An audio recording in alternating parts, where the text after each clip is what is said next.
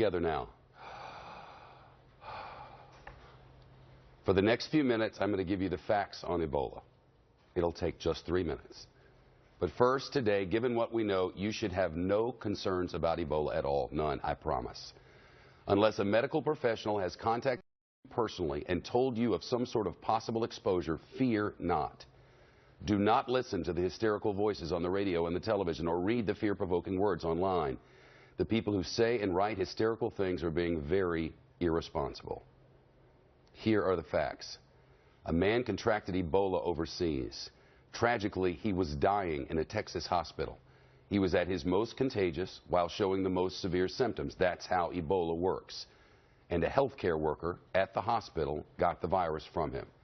She is doing well, she says, Skyping with her family from isolation just yesterday, saying she's blessed to have so much support and such great medical care.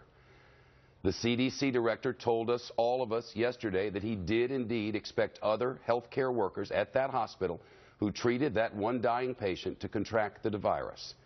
And that's now happened. Another healthcare worker at that same hospital now has Ebola. They tell us they're transferring her to Emory University Hospital in Atlanta. Now, before she showed symptoms, she flew from Cleveland to Dallas on Frontier Airlines. They say she should not have done that, but she did. But as we all now know, if you don't show symptoms, you are not contagious. She did not show symptoms, according to the doctors. Still, medical professionals are contacting everyone who was on that plane to make sure each person is okay. The CDC director says chances are very slim that any of those passengers is sick. Now, big picture, and this is important.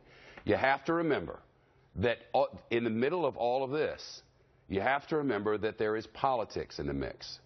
With midterm elections coming, the party in charge needs to appear to be effectively leading. The party out of power needs to show that there is a lack of leadership.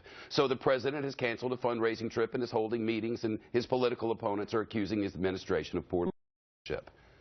For the purpose of this fact dissemination exercise, those matters are immaterial. Again, these are the facts. We do not have an outbreak of Ebola in the United States, nowhere. We do have 2 healthcare workers who contracted the disease from a dying man. They are isolated. There is no information to suggest that the virus has spread to anyone in the general population in America. Not one person in the general population in the United States. Suggestions have been made publicly that leaders and medical professionals may be lying to us. Those suggestions are completely without basis in fact. There is no evidence of any kind of which we at Fox News are aware that leaders have lied about anything regarding Ebola. I report to you with certainty this afternoon that being afraid at all is the wrong thing to do. Being petrified, and that's a quote, is ridiculous. The panic that has tanked the stock market and left people fearful that their children will get sick at school is counterproductive and lacks basis in fact or reason. There is no Ebola spreading in America. Should that change, our reporting will change. But there is nothing to indicate that it will. Best advice for you and your family at this moment? Get a flu shot. Unlike Ebola, flu is easily transmitted.